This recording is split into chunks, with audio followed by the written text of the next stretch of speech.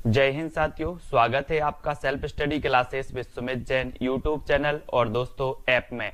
दोस्तों बहुत सारे स्टूडेंट को ऐप डाउनलोड नहीं करते बन रहा है या फिर कर भी लिया है तो कोर्स भी नहीं देख पा रहे हैं। तो मैं आज उनको बता दूं कि ये जो सेल्फ स्टडी क्लासेस इस प्रकार से जब आप प्ले स्टोर से करते हैं तो ये आपका वेल जो है आइकन उसमें लगा हुआ है ना। तो इस प्रकार से सेल्फ स्टडी क्लासेस आपको सर्च करना है और ऐसे आइकन में आपको ऐप मिलने वाला है। ठीक है, तो दोस्तों हम देखें कि प्ले स्टोर में आपको इस प्रकार से दिखेगा ये सेल्फ स्टडी क्लासेस। ठीक है, ये प्ले स्टोर में आपको सेल्फ स्टडी क्लासेस का ऐप दिखने वाला है। ठीक है, ये इमेज उसमें डली है, ये आइकन, ये लोगो उसमें डला है। ठीक है, अब दोस्तों इसको इंस्टॉल करना है, यहां से आप इंस्टॉल करेंगे। ठीक है, अब इंस्टॉल करेंगे तो वहां पर आपको नंबर मांगेगा, जीमेल नंबर मांगेगा, तो आपको ओटीपी आएगा, तो आप रजिस्टर करके आगे बढ़ेंगे। जय हिंद साथियों, स्वागत है आपका सेल्फ स्टडी क्लासेस ऐप में और दोस्तों यूट्यूब चैनल में। दोस्तों अगर अभी तक आपने सेल्फ स्टडी क्लासेस का ऐप डाउनलोड नहीं किया तो आज ही सेल्फ स्टडी क्लासेस का ऐप जरूर डाउनलोड करें। ठीक है, हिंदी साहित्य का संपूर्ण कोर्स लॉन्च किया गया दोस्तों सेल्फ स्टडी क्लासेस ऐप में। आप मास्टर कैडर एग्जाम की तैयारी कर रहे हैं, टीजीटी, पीजीटी, जूनियर टेट या हिंदी साहित्य से संबंधित किसी भी एग्जाम की तैयारी कर रहे हैं तो सेल्फ स्टडी क्लासेस ऐप आपके लिए दोस्तों बहुत ही बढ़िया ट्रिकी कोर्स लॉन्च किया गया है। विस्तृत अध्ययन जहां पर आपको टॉपिक वाइज टेस्ट और लाइव क्लासेस सारी चीज, डाउट सॉल्यूशन सब कुछ मिलता है, तो जरूर डाउनलोड करें। और दोस्तों आज हम डाउट से जो क्लियर की क्लास लेकर आते हैं, इसी प्रकार से आज हमारी ये 6वीं क्लास है। इसको हम देखते हैं। आपसे पूछा जाता है ढोला मारूरा दोहा के रचनाकार कौन है। ढोला मारूरा दोहा के रचनाकार कौन है। अब दोस्तों ये डाउट्स नंबर 1, यहां पर आपकी दो चीजें मिलती हैं, एक तो कल्लोल कवि और दूसरा कौशल लाभ।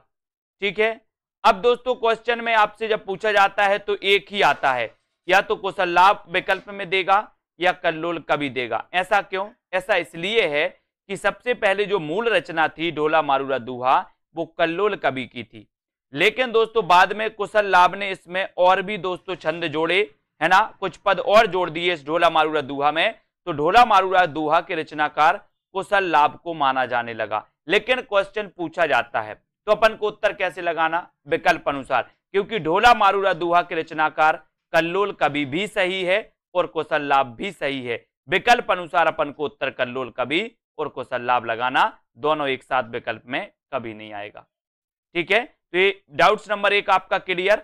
दूसरा क्वेश्चन है दोस्तों, आप यहां पर कलम का जादूगर किसे कहा जाता है, यहां से क्वेश्चन आते हैं और दोस्तों कंफ्यूजन यहां से होता है भयंकर, है ना। अगर ये ऐसे क्वेश्चन आपका आएगा कलम का जादूगर तो आपको याद रख लेना राम वृक्ष बेनीपुरी, ऐसे याद कर लेना। बोले वृक्ष की कलम का जादू, वृक्ष की कलम का जादू, वृक्ष की कलम का जादू, तो कलम का जादूगर अगर आए तो राम वृक्ष बेनीपुरी। लेकिन अगर आपसे पूछा जाए कि कलम का जादूगर तो राम वृक्ष बेनीपुरी, कलम का सिपाही तो लगाना प्रेमचंद, कलम का मजदूर किसे कहा जाता है तो प्रेमचंद, भाषा का जादूगर शिव पूजन सहाय को कहा जाता है, और दोस्तों शब्दों का जादूगर कमलेश्वर, शब्दों का जादूगर कमलेश्वर, और बिंब का जादूगर कहा जाता है केदारनाथ सिंह को। तो डाउट्स क्लियर, कलम का जादूगर राम वृक्ष बेनीपुरी,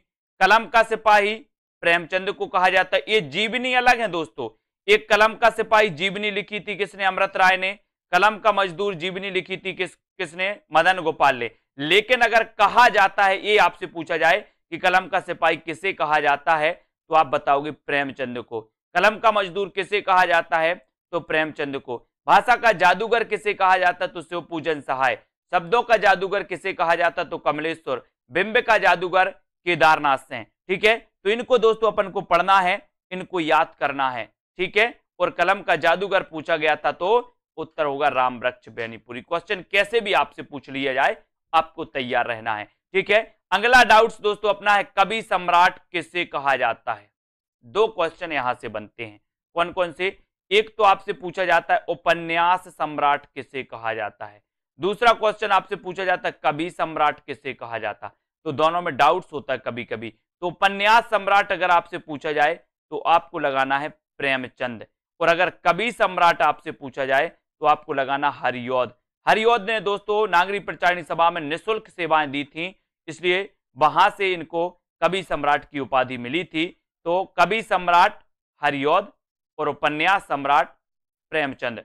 बोले हरि चाहे तो कवि को सम्राट बना दें, हरि चाहे तो कवि को सम्राट बना दें, तो हरि से हरिऔध और कवि सम्राट हरिऔध, है ना, उपन्यास सम्राट प्रेमचंद। Doubts clear? अगला देखो, यहां पर आते छायावाद का प्रवर्तक किसे माना जाता है। यहां भी बहुत सारे लोगों को डाउट्स है। कैसे? सबसे पहले तो क्वेश्चन नॉर्मल पूछा जाता है। कुछ लोगों की मन में धारणा है उत्तर मुकुटधर पांडे। यहां पर मुकुटधर पांडे नहीं होगा। अगर क्वेश्चन ऐसा आता है कि छायावाद का प्रवर्तक किसे माना जाता है, तो आपका राइट आंसर हो जाएगा जयशंकर प्रसाद। अगर आपसे पूछा जाता है कि रामचंद्र शुक्ल ने छायावाद का प्रवर्तक किसे माना, तब आपका 100% उत्तर होगा मुकुटधर पांडे। अगर आपसे क्वेश्चन पूछा जाता है कि नंद दुलारी वाजपेयी ने छायावाद का प्रवर्तक किसे माना, तब आपका 100% उत्तर होगा पंत को। लेकिन नॉर्मल क्वेश्चन अगर पूछा जाता कि छायावाद का प्रवर्तक किसे माना जाता, तब आपका उत्तर होगा जयशंकर प्रसाद। ठीक है। और अगर आपसे पूछा जाता है कि ईला चंद्र जोशी ने छायावाद का प्रवर्तक किसे माना, तब आपका उत्तर भी होगा क्या? जयशंकर प्रसाद। तो यहां पर 4 विकल्प, 4 प्रश्न आपके बन जाते। रामचंद्र शुक्ल ने किसे माना? मुकुटधर पांडे। नंद दुलारी वाजपेयी ने किसे माना? पंत को। ईला चंद्र जोशी ने किसे माना? जयशंकर प्रसाद को। और नॉर्मल अगर पूछा जाता है तो जयशंकर प्रसाद। Doubts clear? बहुत बढ़िया, लाइक जरूर कर देना दोस्तों। यहां पर देखो, राग गोविंद किसकी रचना है, या राग गोविंद की रचनाकार कौन है, ऐसा क्वेश्चन आपसे आता है। तो आप दोस्तों कंफ्यूज होते किसमें? एक रचना है गीत गोविंद, और एक रचना है राग गोविंद, और एक रचना है गीत गोविंद की टीका, है ना। तो इसको आप देखो, समझो। राग गोविंद, बोले राग किया गोविंद से किसने? राग किया गोविंद से किसने? मीराबाई ने। तो राग गोविंद की रचनाकार मीराबाई होंगे कि जयदेव? बोले सर नहीं, राग तो मीराबाई ने किया गोविंद से, इसलिए राग गोविंद मीराबाई, है ना। बोले गीत गोविंद के गाए किसने? जयदेव ने, है ना। गीत गोविंद के गाए जयदेव ने, तो गीत गोविंद के रचनाकार जयदेव, राग गोविंद की रचनाकार मीराबाई। ठीक है। अब दोस्तों आपसे पूछा जाता है एक क्वेश्चन और, गीत गोविंद की टीका, गीत गोविंद की टीका, तो गीत गोविंद की टीका किसकी रचना है? तो ये गीत गोविंद की टीका मीराबाई की है। गीत गोविंद की टीका मीराबाई, गीत गोविंद जयदेव, और राग किया गोविंद से मीराबाई ने, तो मीराबाई। Clear doubts? लाइक जरूर कर देना दोस्तों। ठीक है। सरस्वती पत्रिका के संस्थापक कौन थे? अब दोस्तों यहां क्या डाउट्स होता है वो देखो। सबसे पहले तो यहां एक तो होता है संस्थापक और संपादक। संपादक में, इस संस्थापक और संपादक में डाउट्स होता आपके अंदर कि आपने पढ़ा था कि सरस्वती पत्रिका के संपादक आपने अधिकांश महावीर प्रसाद द्विवेदी को पढ़ा, लेकिन आज ये डाउट्स आपका क्लियर होने वाला है दोस्तों। अगर ऐसा क्वेश्चन आए कि सरस्वती पत्रिका के संस्थापक कौन है, संस्थापक कौन है, तब आपका उत्तर हो जाएगा क्या? चिंतामणि घोष। संस्थापक अगर पूछा जाएगा तो चिंतामणि घोष। अगर आपसे पूछा जाए कि सरस्वती पत्रिका के प्रथम संपादक कौन थे, तो प्रथम संपादक में आपका उत्तर हो जाएगा श्याम सुंदर दास। ये प्रथम संपादक थे। क्या थे? संपादक। और फिर अगर आपसे पूछा जाए कि दोस्तों सरस्वती पत्रिका के जो संपादक थे वो कौन थे, अगर ये ऑप्शन में आपके नहीं आ रहा है और महावीर प्रसाद द्विवेदी आपका दिया है, तो आप महावीर प्रसाद द्विवेदी लगाओगे। ठीक है। लेकिन ऐसा क्वेश्चन आता है कि महावीर प्रसाद द्विवेदी सरस्वती पत्रिका के संपादक कब बने, तो कब बने? 1903 में ये बने थे, है ना। प्रथम संपादक कौन थे? श्याम सुंदर दास। स्थापना किसने की थी या संस्थापक कौन थे? तो चिंतामणि घोष। एक और क्वेश्चन, सबसे पहले सरस्वती पत्रिका कहां से प्रकाशित हुई थी? तो सबसे पहले दोस्तों एक काशी से प्रकाशित हुई थी। याद रख लेना, आपके ऑप्शन में प्रयाग आएगा, है ना, लेकिन ये सबसे पहले काशी में और फिर उसके बाद प्रयाग से। ठीक है। तो ये भी आपको याद रख लेना। तो सरस्वती पत्रिका के संस्थापक कौन थे? चिंतामणि घोष। डाउट्स नंबर 1 आपका क्लियर, है ना। अब दोस्तों यहां पर आप बात करते हैं कि प्रेम और रोमांस का कवि किसे कहा जाता है। डाउट्स नंबर 2, यहां पर कैसे? एक क्वेश्चन आपका पूछा जाता है छई रोमांस का कवि किसे कहा जाता है। दूसरा क्वेश्चन आपका पूछा जाता है प्रेम और रोमांस का कवि किसे कहा जाता है। दोनों में डाउट्स, छई रोमांस और प्रेम और रोमांस। ठीक है, तो इसको याद रख लेना दोस्तों कि प्रेम और रोमांस, प्रेम की बात आई तो बोले हमारे अंचल में भी प्रेम किया जाता है, अंचल में, है ना। और छई रोमांस का कवि कौन है, तो छई रोमांस का कवि कौन है, बच्चन। बोले बच्चन क्या करते हैं, बच्चन से बच्चे, बच्चे क्या करते, बोले छई रोमांस करते, छई रोमांस कौन करते, बच्चन। तो बच्चन से छई रोमांस के कवि कहलाते हैं, इन्हें कहा जाता है। और प्रेम और रोमांस का कवि कहा जाता है दोस्तों रामेश्वर शुक्ल अंचल को, है ना। इन्हें प्रेम और रोमांस का कवि कहा जाता है, याद रख लेना। डाउट्स नंबर 2 आपके यहां पर क्लियर हो जाता है ना। प्रेम और रोमांस का कवि रामेश्वर शुक्ल अंचल और छई रोमांस का कवि हरिवंश राय बच्चन, ठीक है। ओके, लाइक जरूर कर देना, अपने मित्रों तक ये सीरीज को जरूर दोस्तों शेयर करें। डाउट्स वाली सीरीज, हिंदी का स्टील किसे कहा जाता है, आपसे पूछा जाता है, तो आप क्या बताओगे, हिंदी का स्टील किसे कहा जाता है, बताइए। 4 विकल्प हैं, अगर आपसे उत्तर बन रहा है तो आपको जरूर बताना है। यहां से 2 क्वेश्चन आते दोस्तों, एक तो आता है एडिशन, हिंदी का एडिशन किसे कहा जाता है, और एक आता है हिंदी का स्टील किसे कहा जाता है, दोनों में कंफ्यूजन होता है। तो आपको कैसे याद रखना, हिंदी का स्टील, बोले सर हम स्टील के क्या लगवाएंगे, बाल लगवाएंगे, अपने जो बाल होते ना बाल स्टील के लगवाएंगे, काहे के स्टील के। तो अब आपसे कभी भी पूछा जाएगा कि हिंदी के स्टील किसे कहा जाता, तो स्टील से आपको याद आ जाएगा कि हम स्टील के बाल लगवाएंगे, तो बालकृष्ण भट्ट को हिंदी का स्टील कहा जाता है। हिंदी का माउंटेन भी इन्हें कहा जाता है दोस्तों, बालकृष्ण भट्ट को, ठीक है। अब फिर आएगा आपका हिंदी का एडिशन किसे कहा जाता है, तो एडिशन कहा जाता है किसे, प्रताप नारायण मिश्र को। यहां पर आया सन, और सन का बोले सर बहुत प्रताप होता है, एक सन माने सूर्य, एक सन माने पुत्र, दोनों ही का प्रताप होता है, सूर्य का भी होता है और पुत्र का भी बहुत प्रताप होता है ना। तो एडिशन किसे कहा जाता, प्रताप नारायण मिश्र को, और स्टील किसे कहा जाता, बालकृष्ण भट्ट को। भूलना नहीं है, दोनों क्वेश्चन आते हैं, ठीक है। भारतेंदु प्रगेंदु, भारतेंदु प्रगेंदु किसे कहा जाता है, क्वेश्चन आपके लिए। अब यहां पर डाउट्स कैसा बनता है, यहां पर दोस्तों भारतेंदु आ जाता है, भारतेंदु, तो लोग क्या लगा देते हैं, भारतेंदु लगा देते हैं, आओ देखा ना ताओ, और लगा दिया भारतेंदु, नहीं लगाना।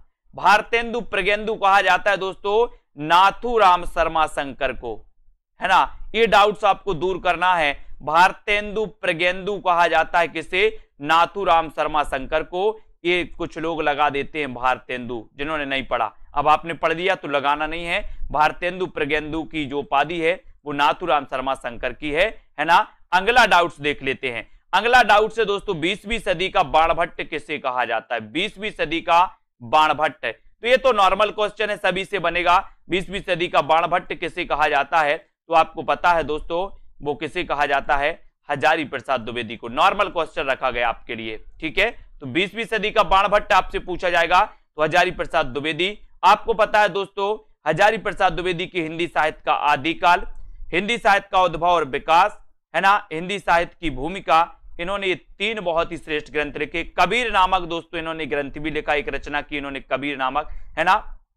ये सारी की सारी चीजें आपको याद करनी है और इसी प्रकार से बने रहना डाउट्स वाली क्लास में। तो श्रृंगार काल किसने कहा, अब यहां से 2 क्वेश्चन पूछे जाते दोस्तों, कंफ्यूज होते लोग कि श्रृंगार काल मिश्र बंधु ने कहा या दोस्तों विश्वनाथ ने कहा, है ना, विश्वनाथ प्रसाद ने कहा।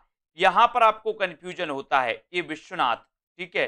तो आपका यहां पर दोस्तों याद रख लेना है कि रीति काल को जो श्रृंगार काल कहा वो किसने कहा, विश्वनाथ प्रसाद ने।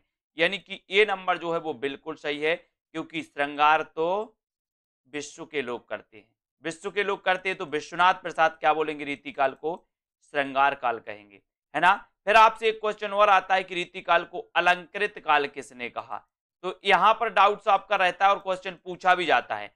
तो अलंकृत काल किसने कहा, मिश्र बंधुओं ने, अलंकृत काल कहा है मिश्र बंधुओं ने, और दोस्तों श्रृंगार काल कहा है विश्वनाथ प्रसाद ने, ठीक है। तो डाउट्स आपका क्लियर हो गया। अब दोस्तों बात करते हैं अगले प्रश्न की, रीति काल का प्रवर्तक किसे माना जाता है। एक नॉर्मल क्वेश्चन आपसे पूछा जाता है तो आप कंफ्यूज होते, क्योंकि आपको पता है रीति काल का प्रवर्तक रामचंद्र शुक्ल ने किसे माना, चिंतामणि को। श्याम सुंदर दास ने किसे माना, केशव दास को। डॉक्टर नगेंद्र ने किसे माना, केशव दास को, है ना। और कालक्रम की दृष्टि से अगर देखें तो कौन होंगे, कृपाराम, ठीक है। तो आपसे देखो कितने प्रकार से क्वेश्चन पूछे जाएंगे। सबसे पहले क्वेश्चन पूछा जाएगा रीति काल का प्रवर्तक किसे माना जाता, तो आपको उत्तर लगा देना है केशवदास। ठीक है, फिर आपसे पूछा जाएगा डॉक्टर नगिन ने रीतिकाल का प्रवर्तक किसे माना, उत्तर लगा देना केशवदास। फिर आपसे पूछा जाएगा श्याम सुंदर दास ने रीतिकाल का प्रवर्तक किसे माना, तो उत्तर लगा देना केशवदास। लेकिन आपसे पूछा जाएगा कि रामचंद्र शुक्ल ने रीतिकाल का प्रवर्तक किसे माना, तो आपका उत्तर हो जाएगा क्या, चिंतामणि। आपका उत्तर चेंज हो जाएगा, चिंतामणि सही होगा। लेकिन अगर आपसे पूछा जाएगा कि कालक्रम की दृष्टि से रीतिकाल के प्रवर्तक कौन माने जाते हैं, तो उत्तर हो जाएगा कौन दोस्तों, कृपाराम। कृपाराम। ठीक है, तो यहां पर आपके 3-4 प्रश्न रहते हैं जिसमें आप हमेशा दोस्तों क्या कंफ्यूज होते रहते हैं। Clear doubts. अगला क्वेश्चन, अगला क्वेश्चन है दोस्तों, हिंदी साहित्य का प्रथम बड़ा महाकाव्य कौन सा है, कौन सा है, ये क्वेश्चन आता है। तो आप कंफ्यूज नहीं होना, प्रथम जो बड़ा महाकाव्य है वो बड़ा महाकाव्य है दोस्तों पद्मावत। आपसे क्वेश्चन आता है कि हिंदी का प्रथम महाकाव्य कौन सा है, उत्तर होता है पृथ्वीराज रासो। लेकिन आपसे क्वेश्चन आता है कि हिंदी का प्रथम प्रमाणिक महाकाव्य कौन सा है, तो पद्मावत। हिंदी का प्रथम बड़ा महाकाव्य कौन सा है, तो पद्मावत, है ना। खड़ी बोली का प्रथम महाकाव्य कौन सा है, तो प्रिय प्रवास, है ना। ये भी आपको याद रख लेना। तो यहां से याद रख लेना दोस्तों, हिंदी का प्रथम महाकाव्य पृथ्वीराज रासो, रचनाकार चंद्रवरदाई। हिंदी का प्रथम प्रमाणिक महाकाव्य पद्मावत, रचनाकार जायसी, है ना। हिंदी खड़ी बोली का प्रथम महाकाव्य प्रिय प्रवास, रचनाकार हरिऔध, हरिऔध। ठीक है, ये भी आपको याद रख लेना। यहां से आपके जो क्वेश्चन है वो क्या हो जाती है, क्लियर। ये डाउट्स वाले प्रश्न आपसे पूछे जाते हैं। अगला क्वेश्चन, अनित्य किसकी रचना है, अनित्य रचना बताना है दोस्तों। तो यहां पर आपको बताना है कि अनित्य के रचनाकार कौन है। तो यहां पर 2 लोगों की रचना है दोस्तों अनित्य, है ना।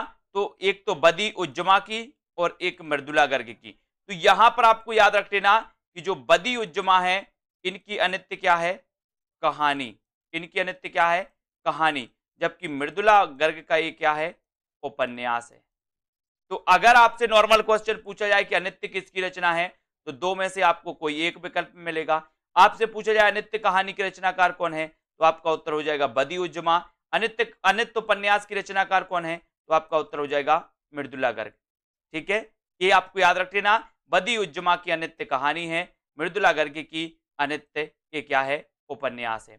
ठीक है, अगला क्वेश्चन देख लेते हैं दोस्तों, पीली आंधी उपन्यास किसका है। अगर इस प्रकार से क्वेश्चन आपका आता है पीली आंधी उपन्यास, तो मैंने कई बार आपको बताया, बोले सर जब सरसों फूलता है खेतों में, खेतन में जब सरसों फूलता है तो ऐसा लगता है मानो पीली आंधी आ गई हो। कहां पे, खेतन में।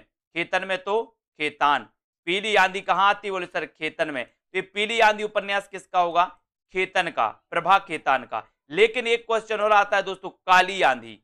काली आंधी किसका उपन्यास है, तो काली आंधी कमलेश्वर। का से काली और का से कमलेश्वर। याद रख लेना, कंफ्यूज नहीं होना।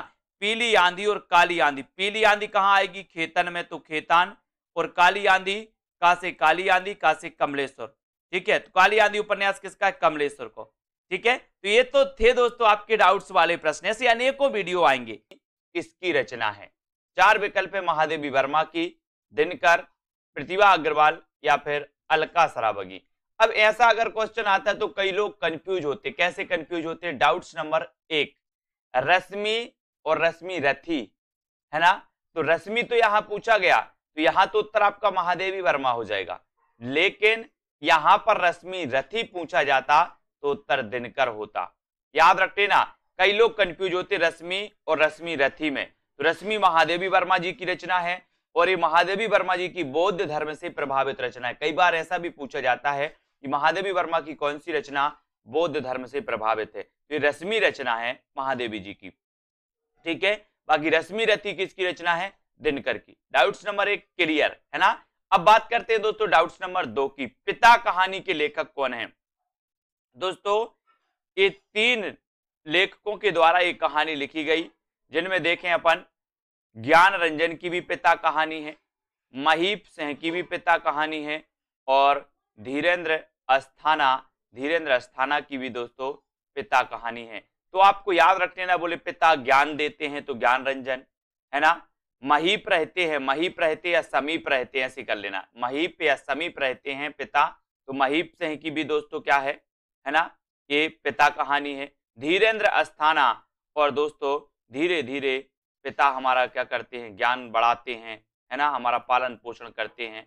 तो धीरेन्द्र अस्थाना की भी पिता कहानी, तीनों की है, कंफ्यूज नहीं होना कभी, कहानी है और है ना। ज्ञान रंजन जी की पिता कहानी, महीप सिंह की पिता कहानी है, और धीरेन्द्र अस्थाना की भी पिता कहानी है। ठीक है, तो अब आपसे पूछा जाएगा पिता कहानी के लेखक कौन है, तो इन तीन में से एक विकल्प आपके सामने आएगा, उसमें उत्तर आपको टिक करना होगा।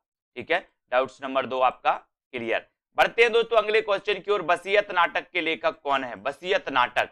अब यहां भी दोस्तों डाउट्स आपके लिए होता है, क्योंकि ये जो वसीयत नाटक है, ये वसीयत नाटक दो लेखकों का है, एक तो भगवती चरण वर्मा और दूसरे नाग बोडस। ठीक है, तो आपसे जब पूछा जाएगा कि वसीयत नाटक के लेखक कौन है, तो ये या तो भगवती चरण वर्मा आपके ऑप्शन में होगा या फिर नाग बोडस आपके ऑप्शन में होगा।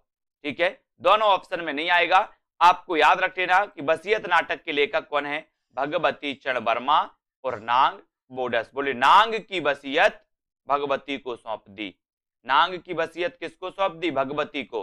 तो नाग बोडस और भगवती चरण वर्मा दोनों का नाटक है वसीयत। ठीक है, तो डाउट्स नंबर 3 क्लियर है ना। अगला क्वेश्चन है दोस्तों, अगला जो अपना डाउट्स है, तीसरा हाथी नाटक के लेखक कौन है? एक क्वेश्चन पूछा जाता है अंधों का हाथी और दूसरा क्वेश्चन पूछा जाता है तीसरा हाथी, दोनों में कंफ्यूजन होता है, तीसरा हाथी और अंधों का हाथी। ठीक है, तो यहां से याद रख लेना तीसरा हाथी ये दोस्तों किसका है? रमेश बख्शी का। ये रमेश बख्शी का नाटक है, जबकि अंधों का हाथी जो नाटक है वो शरद जोशी का है। अब याद रख लेना, बोले अंधों का हाथी जोश में आ गया, अंधों का हाथी काय में आ गया? जोश में आ गया, है ना। और तीसरा हाथी है, बोले रमेश बख्शी का ये तीसरा हाथी है ना। एक हाथी, दो हाथी, तीसरा हाथी, तो रमेश बख्शी का तीसरा हाथी है। ठीक है, शरद जोशी अंधों का हाथी। ठीक है, तो क्लियर। डाउट्स नंबर आपसे पूछा जाएगा तीसरा हाथी के रचनाकार कौन है, तो आप उत्तर लगा देना रमेश बख्शी। आपसे पूछा जाएगा अंधों का हाथी की रचनाकार कौन है, तो आप उत्तर लगाना शरद जोशी। ठीक है, बात कर लेते हैं दोस्तों, और एक और है दोस्तों पागल हाथी। पागल हाथी एक लघु कथा है प्रेमचंद जी की, पागल हाथी। ठीक है, तो पागल हाथी को भी आपको याद रख लेना। अब एक क्वेश्चन और पूछा जाता है दोस्तों, डाउट्स नंबर 5, अभिमान मेरू किसे कहा जाता है? कई बार पूछा गया। अब दोस्तों यहां पर एक तो मेरू आ गया, मेरू, तो बहुत सारे लोग क्या लगा देते हैं? मेरू तुंग लगा देते हैं, लेकिन ऐसा नहीं करना। अभिमान मेरू, पुष्पदंत ने स्वयं को अभिमान मेरू कहा था, है ना। पुष्पदंत ने स्वयं को क्या कहा था? अभिमान मेरू कहा था। तो अभिमान मेरू कहा जाता है पुष्पदंत को, है ना। अपभ्रंश का भवभूति कहा जाता है पुष्पदंत को। याद रख लेना, इनकी एक रचना आपने पढ़ी होगी दोस्तों, महापुराण दोस्तों, जिसमें 63 सलाका पुरुषों का वर्णन किया गया है। तो पुष्पदंत को अभिमान मेरू कहा जाता है, ना कि मेरू तुंग को। कंफ्यूज नहीं होना, यहाँ मेरू आया तो बहुत सारे, लगभग मान के चलो कि 50% लोग तो मेरू तुंग लगा कर आते, जिनको नहीं पता होता। ठीक है, तो दोस्तों इसी प्रकार से उत्तरार्ध भक्तमाल के रचनाकार कौन है? अब दोस्तों यहां पर देखो कितने डाउट्स होते हैं। आपसे एक क्वेश्चन पूछा जाता है भक्तमाल की रचनाकार कौन है, फिर पूछा जाता है उत्तरार्ध भक्तमाल के रचनाकार कौन है, फिर पूछा जाता है भक्तमाल के टीकाकार कौन है, फिर पूछा जाता है नव भक्तमाल के रचनाकार कौन है। चारों रचनाओं में आप कंफ्यूज होते हो, लेकिन याद रख लेना ये उत्तरार्ध भक्तमाल की जो रचनाकार हैं वो भारतेंदु हैं, है ना। याद रख लेना, बोले भारत में भक्तों के उत्तर देते हैं भगवान, भक्तों के उत्तर, है ना, तो भारतेंदु हो जाएगा। अगर भक्तमाल अकेला आपसे पूछा जाए तो नाभादास सही हो जाएगा। ठीक है, भक्तमाल के टीकाकार कौन है, तो उत्तर हो जाएगा क्या? प्रियादास। और आपसे पूछा जाए कि नव भक्तमाल के रचनाकार कौन है, नव भक्तमाल के, तो आप राधा चरण गोस्वामी लगा देना। ठीक है, राधा चरण गोस्वामी। तो आपके 4 प्रश्न यहां से बनते हैं। भक्तमाल के रचनाकार नाभादास, उत्तरार्ध भक्तमाल के रचनाकार भारतेंदु, है ना। फिर आपसे पूछा जाता है भक्तमाल के टीकाकार प्रियादास, नव भक्तमाल के रचनाकार कौन है, तो राधा चरण गोस्वामी। ठीक है, डाउट्स नंबर 1 क्लियर। दूसरी बात करते महापात्र किसे कहा जाता है, तो महापात्र आपको बताना है दोस्तों, निराला, नरहरि बंदीजन, रहीम या फिर विद्यापति में से। तो यहां पर जो डाउट्स नंबर आपका 2 है, क्या डाउट्स होता है, जिनने नहीं पढ़ा वो महापात्र को सीधे सीधे लगा के आते हैं क्या? निराला। लेकिन आपको पता है कि निराला को महापात्र नहीं महाप्राण कहा जाता है।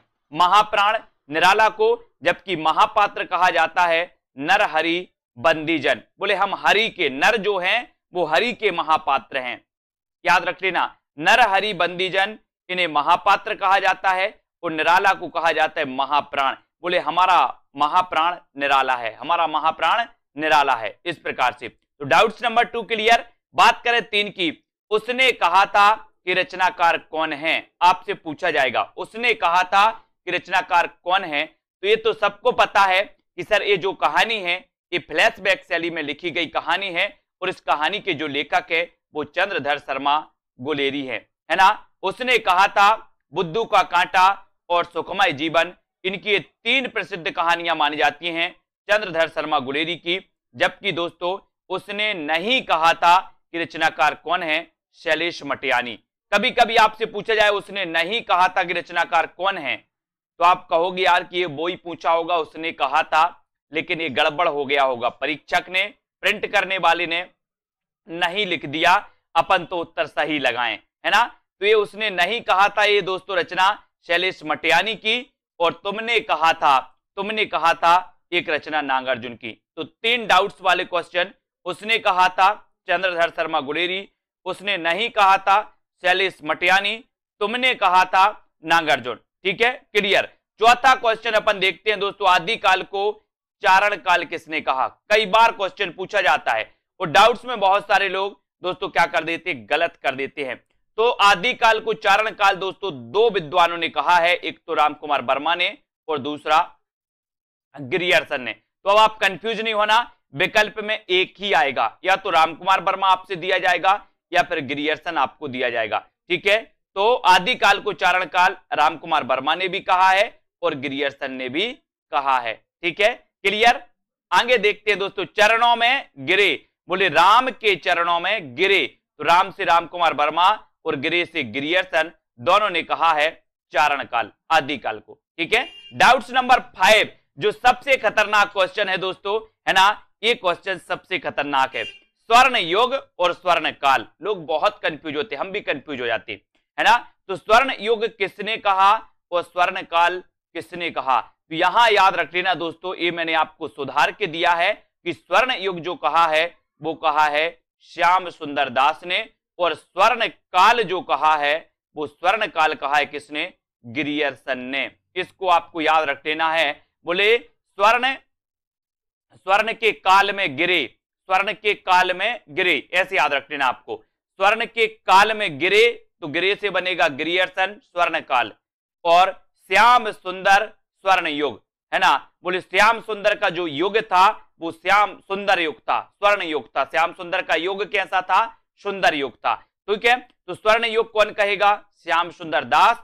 और क्या, स्वर्ण के काल में गिरे, स्वर्ण के काल में गिरे तो गिरियर्सन। ये डाउट्स वाला क्वेश्चन दोस्तों मैंने ये सुधार के आपको दिया है, ये वीडियो इसको देख लेना और सुधार लेना, ये बिल्कुल सही है। ठीक है, स्वर्ण युग किसने कहा, श्याम सुंदर दास ने, और स्वर्ण काल किसने कहा, गिरियर्सन ने। ठीक, आपसे एक प्रश्न पूछा जाता है कि उर्वशी के रचनाकार कौन है।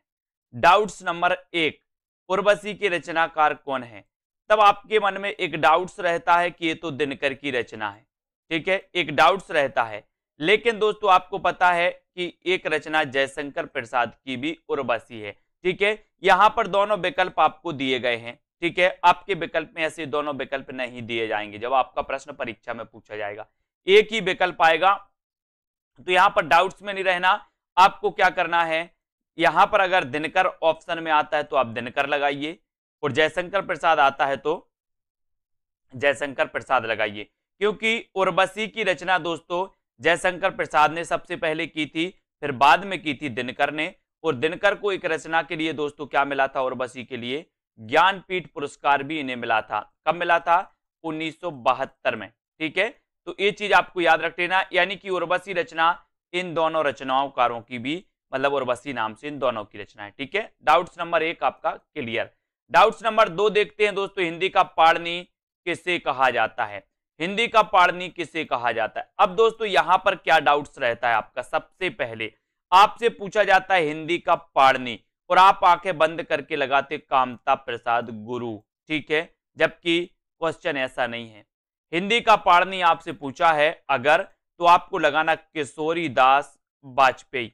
अगर हिंदी का पाणिनि आपसे पूछा है तब आपका उत्तर होगा किशोरी दास वाजपेयी। लेकिन अगर यहां पर आपसे पूछा कि हिंदी व्याकरण का पाणिनि, अगर आपसे हिंदी व्याकरण का पाणिनि पूछा है तो आप क्या लगाओगे, कामता प्रसाद गुरु।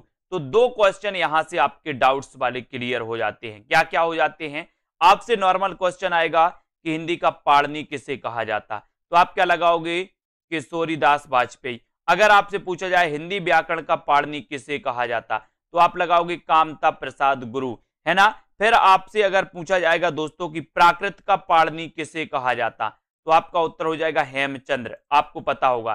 ठीक है, तो इस प्रकार से क्वेश्चन आते हैं। तो डाउट्स नंबर 2 आपका यहां पर क्लियर होता है। बात कर लेते डाउट्स नंबर 3 की।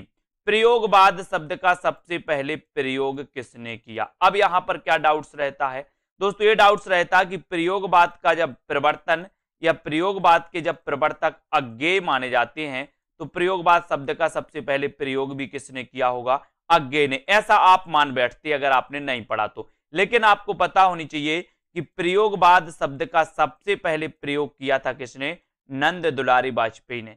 सबसे पहले प्रयोग किया था इस प्रयोगवाद का किसने, नंद दुलारी वाजपेयी ने। लेकिन अगर यहां क्वेश्चन पूछा जाता है कि प्रयोगवाद के प्रवर्तक कौन है, तो आप लगाओगे क्या, अज्ञेय। प्रयोगवाद के प्रवर्तक कौन है, तो अज्ञेय। प्रयोगवाद शब्द का सबसे पहले प्रयोग किसने किया, तो आप लगाओगे नंद दुलारी वाजपेयी। ठीक है, तो डाउट्स नंबर 3 आपका यहां से क्लियर हो जाता है। बात करते हैं दोस्तों डाउट्स नंबर 4 की। एक राष्ट्रीय आत्मा नाम से किसे जाना जाता है। अब ऐसा अगर क्वेश्चन आपसे पूछा जाए तो आप कंफ्यूज हो जाते हो और आप आंखें बंद करके लगा देते माखनलाल चतुर्वेदी, लेकिन क्वेश्चन ऐसा नहीं है, है ना। क्वेश्चन क्या बोला, एक राष्ट्रीय आत्मा। तो राष्ट्रीय आत्मा अगर आपसे पूछा जाता तो आपका उत्तर होगा राजा राम शुक्ल, है ना। अगर आपसे पूछा जाएगा एक राष्ट्रीय आत्मा नाम से किसे जाना जाता, तो आप लगाते राजा राम शुक्ल। अगर आपसे पूछा जाता कि एक भारतीय आत्मा नाम से किसे जाना जाता, तो आप क्या लगाते दोस्तों, माखनलाल चतुर्वेदी। तो जो दो प्रश्न डाउट्स वाले आते हैं, आपसे पूछा जाएगा एक भारतीय आत्मा किसे जाना जाता, तो आप माखनलाल चतुर्वेदी लगाना, और एक राष्ट्रीय आत्मा नाम से किसे जाना जाता, तो आप क्या लगाओगे, राजा राम शुक्ल। तो डाउट्स नंबर 4 आपका बिल्कुल क्लियर। ठीक है, डाउट्स नंबर 5 है ना, अपभ्रंश का भवभूति किससे कहा जाता है। अपभ्रंश का भवभूति किसे कहा जाता है, तो यहां पर दोस्तों दो चीजें बनती हैं। एक तो पूछा जाता है अपभ्रंश का वाल्मीकि, है ना, एक अपभ्रंश का वाल्मीकि पूछा जाता है। तो अपभ्रंश का वाल्मीकि और अपभ्रंश का भवभूति, यहां पर आपको कंफ्यूज हो जाता है कि अपभ्रंश का वाल्मीकि किसे कहा जाता है, अपभ्रंश का भवभूति किसे कहा जाता।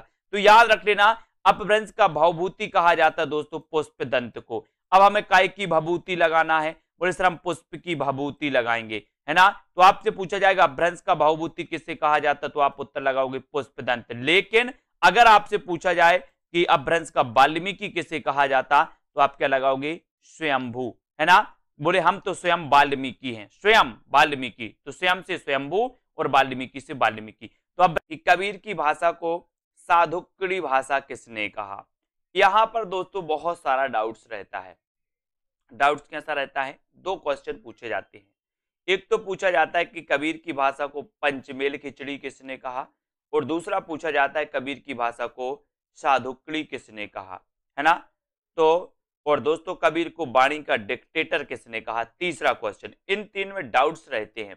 अब इस डाउट्स को अब आज हम क्लियर करते हैं। डाउट्स नंबर अपना फर्स्ट यही है कि कबीर की भाषा को साधुक्री किसने कहा।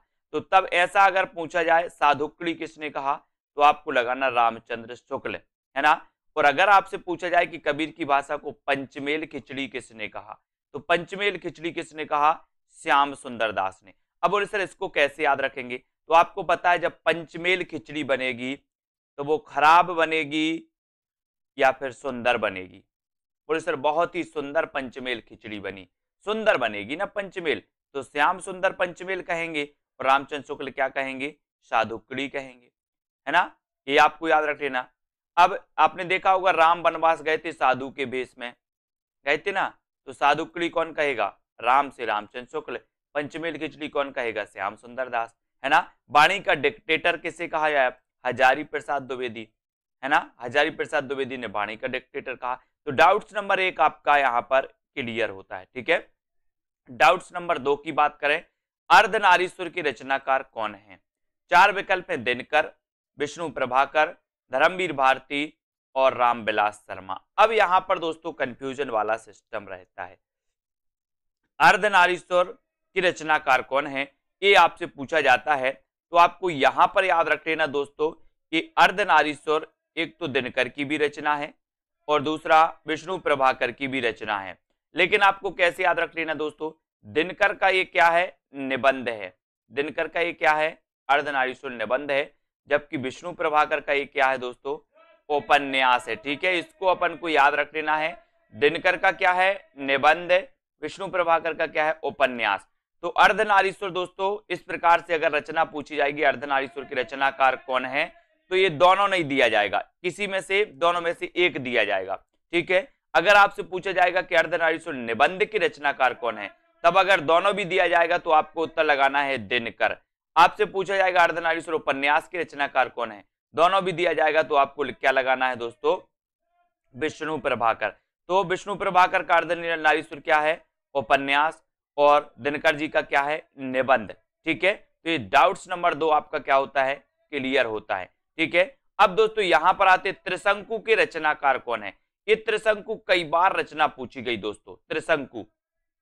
त्रिशंकु के रचनाकार कौन माने जाते हैं, तो त्रिशंकु देखो तीनों की रचना है दोस्तों, अज्ञेय की भी रचना है, ब्रजमोहन सिंह की भी रचना है और मन्नू भंडारी की रचना भी त्रिशंकु है। अब आप लोग पढ़ते कि सर त्रिशंकु रचना आती है, कभी आप मन्नू भंडारी बता देते हो, कभी अज्ञेय बता देते हो, लेकिन आज का जो डाउट है वो आपका आज क्लियर होना चाहिए, है ना। अज्ञेय जी का त्रिशंकु क्या है, निबंध है।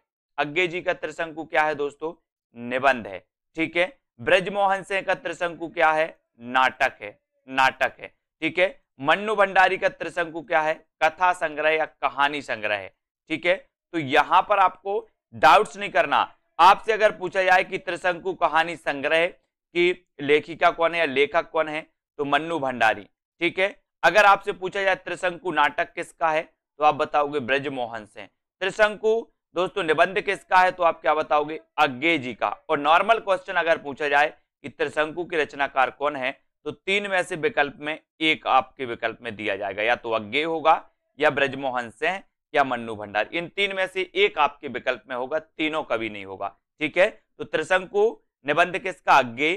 त्रिशंकु नाटक ब्रजमोहन सिंह, है ना। त्रिशंकु दोस्तों कहानी संग्रह मन्नू भंडारी, ठीक है। तो डाउट्स नंबर दोस्तों अपना ये क्लियर होता है ना। सभी का डाउट्स इसी प्रकार से दोस्तों कई वीडियो आने वाले हैं डाउट्स वाले, जिनको अपन क्लियर करेंगे। अगला क्वेश्चन आपका बनता है कि हिंदी का ऐतिहासिक उपन्यासकार प्रथम है ना, प्रथम ऐतिहासिक उपन्यासकार कौन माना जाता है, प्रथम, ठीक है। तो प्रथम ऐतिहासिक उपन्यासकार कौन माने जाते हैं, तब यहां आपका डाउट्स रहता है वृंदावन लाल वर्मा में और किशोरीलाल गोस्वामी में, है ना। जबकि दोस्तों आपको पता है हिंदी के प्रथम ऐतिहासिक उपन्यासकार जो माने जाते हैं वो किशोरीलाल गोस्वामी माने जाते हैं। कौन माने जाते हैं, किशोरीलाल गोस्वामी माने जाते हैं। जबकि अगला ही क्वेश्चन पूछा जाता है कि हिंदी में ऐतिहासिक कहानी परंपरा के जो जनक माने जाते हैं वो कौन माने जाते हैं। ऐतिहासिक कहानी के जनक कौन माने जाते हैं, वृंदावन लाल वर्मा। जबकि हिंदी के प्रथम ऐतिहासिक उपन्यासकार माने जाते हैं कौन, किशोरीलाल गोस्वामी, है ना। तो इसको याद रख लेना, इसका उत्तर आपका क्या होगा, हिंदी के प्रथम ऐतिहासिक उपन्यासकार किशोरीलाल गोस्वामी। जबकि हिंदी के प्रथम कहानी हिंदी की दोस्तों ऐतिहासिक कहानी के जो जनक माने जाते, ऐतिहासिक कहानी के जो जनक माने जाते वो वृंदावन लाल वर्मा, ठीक है। वृंदावन लाल वर्मा को ऐतिहासिक कहानियों की परंपरा का जनक माना जाता है, याद रख लेना। ऐतिहासिक कहानियों की परंपरा का जनक वृंदावन लाल वर्मा, ऐतिहासिक दोस्तों उपन्यास की परंपरा का जनक किशोरीलाल गोस्वामी, या हिंदी के प्रथम ऐतिहासिक उपन्यासकार जो माने जाते वो किशोरीलाल गोस्वामी। तो डाउट्स आपका यहां पर क्लियर होता है दोनों का, ठीक है। अब दोस्तों हम आगे बात करेंगे अगले प्रश्न पर। एक क्वेश्चन पूछा जाता है, कठिन काव्य का प्रेत किसे कहा जाता है। कठिन काव्य का प्रेत किसे कहा जाता है, और दूसरा क्वेश्चन पूछा जाता है, कठिन गद्य का प्रेत किसे कहा जाता है। दोनों में लोग कंफ्यूज होते हैं, कठिन काव्य का प्रेत और कठिन गद्य का प्रेत। तो यहां पर एक चीज आपको याद रखनी है कि दोस्तों काव्य अगर पूछा जाए तो काव्य का प्रेत आपका उत्तर होगा केशव दास। और अगर काव्य की जगह गद्य पूछा जाए तो गद्य में आपका उत्तर होगा अज्ञेय। कॉमन सेंस कैसे लगाओगे?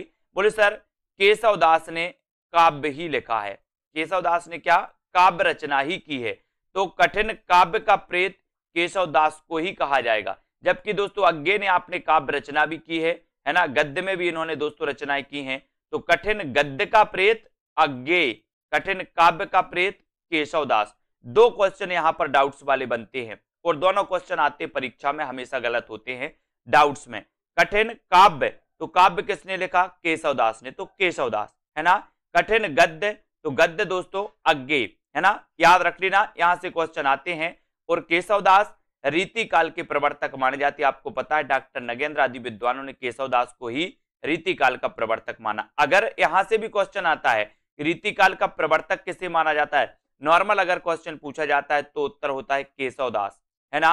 अगर पूछा जाता है आचार्य रामचंद्र शुक्ल ने रीति काल का प्रवर्तक किसे माना, तो आपका उत्तर हो जाता है चिंतामणि है ना। अगर आपसे पूछा जाता है दोस्तों कि नगेंद्र ने रीति काल का प्रवर्तक किसे माना, तब आपका उत्तर होता है केशव दास है ना। तो अपना कि सन्यासी किसकी रचना है, सन्यासी किसकी रचना है। अब दोस्तों यहां पर आपको क्या है कंफ्यूज होता है अगर इस प्रकार से क्वेश्चन पूछा जाता है, क्योंकि आपको पता है कि ईलाचंद जोशी की भी रचना है, लक्ष्मी नारायण मिश्र की भी रचना है, लेकिन इसकी विधा क्या है वो देखना है अपन को। ईलाचंद्र जोशी की जो सन्यासी रचना है इसकी विधा है दोस्तों उपन्यास, यानी कि ये ईलाचंद जोशी का क्या है उपन्यास है, जबकि ये लक्ष्मी नारायण मिश्र का क्या है नाटक। ये नाटक आपको पता है, बोले सर लक्ष्मी के नाटक में है ना, लक्ष्मी का नाटक छोड़ के लोग क्या बन जाते हैं सन्यासी बन जाते।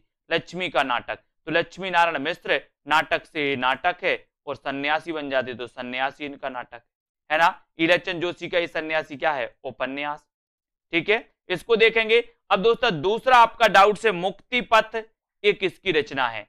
अब मुक्ति पथ के बारे में दोस्तों आपको दिख रहे होंगे उदय शंकर भट्ट, ईलाचंद जोशी और अभय मौर्य, ये तीन लोगों की रचना है। अगर ऐसा क्वेश्चन आएगा तो ये क्वेश्चन गलत होगा, क्योंकि उदय शंकर भट्ट की भी रचना है, ईलाचंद जोशी की भी है, अभय मौर्य की है। लेकिन अगर आपसे पूछा जाएगा कि मुक्ति पथ नाटक किसका है, तो आपका उत्तर उदय शंकर भट्ट होगा।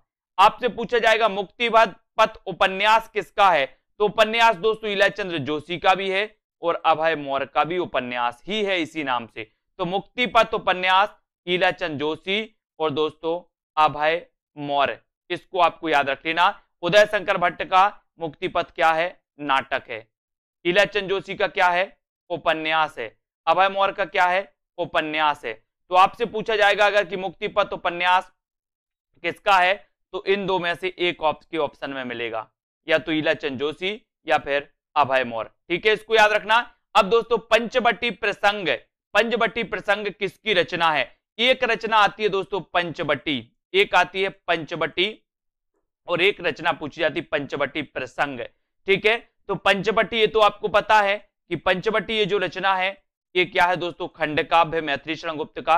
लेकिन पंचवटी प्रसंग, पंचवटी प्रसंग के रचनाकार कौन है, तो वो है निराला, ठीक है। आपको पता है निराला छायावाद के आधार स्तंभ में माने जाते हैं। तो पंचवटी प्रसंग निराला और मैथिली शरण गुप्त की रचना पंचवटी। आज से दोस्तों आपका ये डाउट्स भी क्लियर, अब याद रख लेना पंचवटी निराला, पंचवटी प्रसंग, पंचवटी मैथिली शरण गुप्त, पंचवटी प्रसंग निराला, ठीक है। फिर यहां पर बात करते वापसी किसकी रचना है, वापसी। तो वापसी के बारे में दोस्तों आपने कई बार पढ़ा होगा, ऊषा प्रियंवदा, ये तो सबको पता है कि वापसी ऊषा प्रियंवदा की क्या है कहानी है।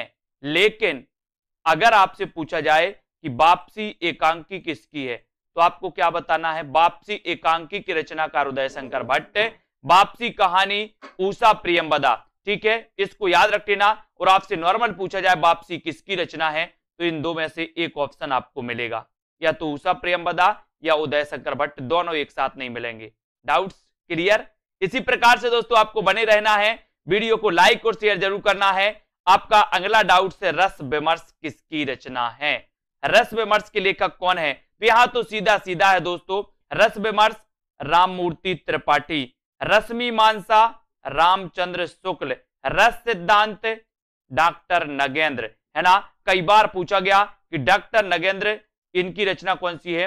रस सिद्धांत। रामचंद्र शुक्ल, रश्मि मानसा, है ना। डॉक्टर राममूर्ति त्रिपाठी, रस विमर्श। तो ये भी डाउट्स आपका क्लियर होता है, इन डाउट्स को भी अपन को क्लियर करना है, ठीक है। स्वच्छंदतावाद शब्द का सबसे पहले प्रयोग किसने किया था? अब देखते हैं दोस्तों, इस प्रश्न में बहुत सारे लोग गलत करके आएंगे, क्योंकि उनको पता है कि स्वच्छंदतावाद के प्रवर्तक तो कौन माने जाते हैं? श्रीधर पाठक। तो श्रीधर पाठक ने ही स्वच्छंदतावाद का सबसे पहले प्रयोग किया होगा, ये ऐसा मानना हो जाता, लेकिन नहीं, डाउट्स क्या है? श्रीधर पाठक स्वच्छंदतावाद के प्रवर्तक हैं, लेकिन स्वच्छंदतावाद शब्द का प्रयोग सबसे पहले किया था मुकुटधर पांडे ने। अपन पढ़ते ना कि छायावाद शब्द का सबसे पहले प्रयोग किसने किया था? मुकुटधर पांडे ने। ऐसे ही स्वच्छंदतावाद शब्द का सबसे पहले प्रयोग भी मुकुटधर पांडे ने ही किया था। और दोस्तों, स्वच्छंदतावाद के प्रवर्तक माने जाते श्रीधर पाठक। इनको आपको याद रख लेना है दोस्तों, ठीक है। इन्हें आपको पता है प्रकृति का उपासक कभी भी कहा जाता है, किसे? श्रीधर पाठक को। एक क्वेश्चन आता है, प्रकृति का सुकुमार कवि किसे कहा जाता है? प्रकृति का चितेरा कवि कैसे कहा जाता है? लोग लगा देते आंखें बंद करके पंत। लेकिन एक क्वेश्चन आता है कि प्रकृति का उपासक कवि किसे कहा जाता है? तब दोस्तों फिर भी लगा देते पंत। अब नहीं लगाना। प्रकृति का उपासक कवि श्रीधर पाठक, स्वच्छंदतावाद का प्रवर्तक श्रीधर पाठक, है ना। स्वच्छंदतावाद शब्द का सबसे पहले प्रयोग किसने किया? मुकुटधर पांडे ने। इन क्वेश्चनों को आपको बहुत अच्छे से पढ़ना है। डाउट्स नंबर 2, फूलों का गुच्छा की रचनाकार कौन है? यहां दोस्तों कैसेट फंस जाती है। फूलों का गुच्छा और फूलों का कुर्ता, एक क्वेश्चन पूछा जाता है, फूलों का कुर्ता ये किसकी रचना है? तो फूलों का गुच्छा रचना किसकी है? भारतेंदु हरिश्चंद्र की। लेकिन यहीं पर आपसे फूलों का कुर्ता पूछ लिया जाता, तब भी आप कंफ्यूज हो जाते। फूलों का कुर्ता यशपाल, और जो फूलों का कुर्ता पहनेगा उसका यश बहुत होगा, बहुत, है ना, यश होगा, तो यशपाल। फूलों का कुर्ता यशपाल, फूलों का गुच्छा भारतेंदु हरिश्चंद्र। इनको अपन को याद रख लेना है। अब दोस्तों ये डाउट्स नंबर अपन 3, हिंदी का प्रथम कवि कौन है? अब यहां भी कई लोग कंफ्यूज हो जाते। अगर आपसे पूछा जाए कि हिंदी का प्रथम कवि कौन है, और प्रथम की जगह कवि पूछ लिया जाता है कि हिंदी का प्रथम महाकवि कौन है, तो क्या होता है? कंफ्यूजन। बोले हिंदी का प्रथम कवि कौन है, तो उत्तर लगाते सरहपा, है ना। लेकिन अगर पूछ लिया जाए कि हिंदी का प्रथम महाकवि कौन है, तो आपको उत्तर लगाना है चंद्रबरदाई, ठीक है। चंद्रबरदाई आपका सही उत्तर होगा। हिंदी का प्रथम महाकवि पूछा तो चंद्रबरदाई, हिंदी का प्रथम कवि पूछा तो सरहपा, ठीक है। और हिंदी का प्रथम कवि स्वयंभू को माना किसने? राम कुमार वर्मा ने, ये भी आपको याद रख लेना, ठीक है। और राहुल सांकृत्यायन ने किसे माना? सरहपा को, ठीक है। अगला डाउट्स, अगला है युगधार की रचनाकार कौन है? युगधार, अब यहां से 2 रचनाएं आती हैं दोस्तों, एक तो पूछी जाती है युगधार और दूसरी पूछी जाती है युगधारा। अब इनको आपको दोस्तों क्या करना है? अच्छे से पढ़ लेना है। युगधारा, बोले युग की धारा में नांग बह गया, कौन बह गया? युग की धारा में, युग की धारा में नांग बह गया, तो याद रख लेना। तो युग की अगर धारा आ की मात्रा लगी हो, धारा की बात हो, तो उत्तर हो जाएगा नागार्जुन, और धार की बात हो तो सोहनलाल द्विवेदी। युगधार, युगधार के लेखक कौन है? सोहनलाल द्विवेदी। युगधारा के लेखक कौन है? नागार्जुन, ठीक है। तो दोनों चीजें क्लियर। युगधार पूछा जाएगा तो आप क्या लगाओगे? सोहनलाल द्विवेदी। युगधारा पूछा जाएगा तो आप क्या लगाओगे? नागार्जुन। इनका वास्तविक नाम क्या था पता है? वैद्यनाथ। किसका?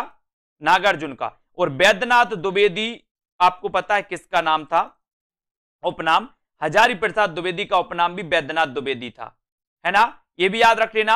नागार्जुन यात्री नाम से लिखते थे दोस्तों मैथिली में, ये भी याद रखेंगे। तो आपने क्या याद किया?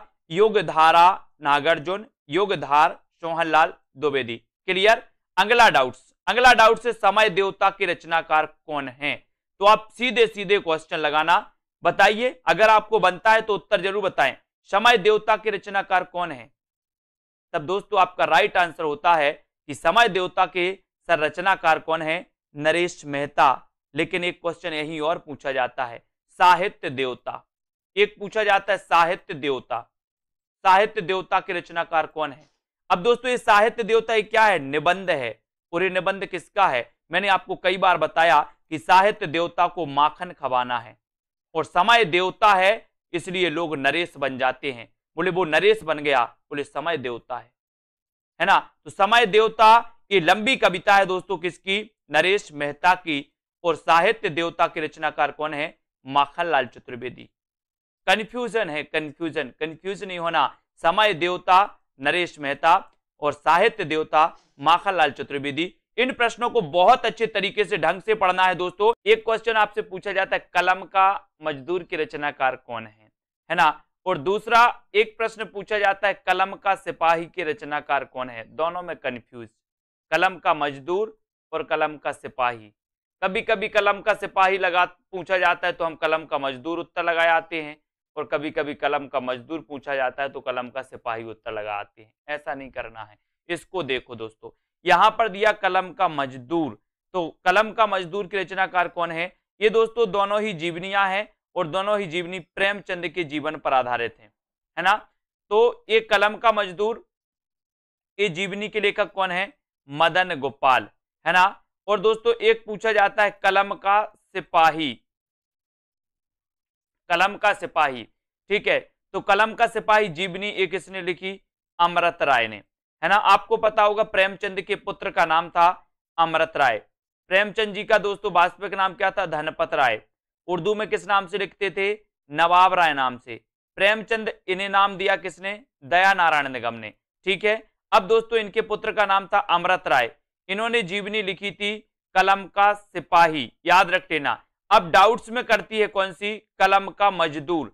अब कलम का मजदूर को याद कैसे रखना है, यहां पर आया मां से मजदूर और मां से मदन गोपाल। इतना बस आपको याद रख लेना कि सर मां से मजदूर आता है और मां से इसका उत्तर मदन गोपाल आता है। बाकी आप कलम का सिपाही अपने आप उत्तर लगा के आओगे कि अमृत राय की है। डाउट्स को क्लियर करने के लिए इतना याद रख लेना। तो डाउट्स नंबर 1 क्लियर, कलम का मजदूर मदन गोपाल, कलम का सिपाही अमृत राय, ठीक है। अगला डाउट्स आपको होता है मेरी जीवन यात्रा आत्मकथा के लेखक कौन है, मेरी जीवन यात्रा। यहां दोस्तों आपको डाउट्स होता है दो लोगों की रचना है, दो लोगों की आत्मकथा है इसी नाम से। कौन कौन की, एक तो राहुल सांकृत्यायन की है और एक है दोस्तों किसकी, एक है जानकी देवी बजाज की, ठीक है, जानकी देवी बजाज। तो आपको याद रख लेना कि एक राहुल सांकृत्यायन ऑप्शन में 2 नहीं आएगा। अब जब आपसे इस प्रकार से प्रश्न आएगा कि मेरी जीवन यात्रा आत्मकथा किसकी है, तो या तो ऑप्शन में राहुल सांकृत्यायन होगा या जानकी देवी बजाज होगा, ठीक है। तो आपको याद रख लेना, बोले मेरी जीवन यात्रा बजाज गाड़ी से प्रारंभ हुई। कौन सी गाड़ी, बजाज गाड़ी से। नहीं तो ऐसा कर लेना, बोले मेरी नहीं, मेरी जानकी जीवन यात्रा बजाज गाड़ी से प्रारंभ हुई थी, ऐसे याद कर लो, ये जल्दी याद हो जाती।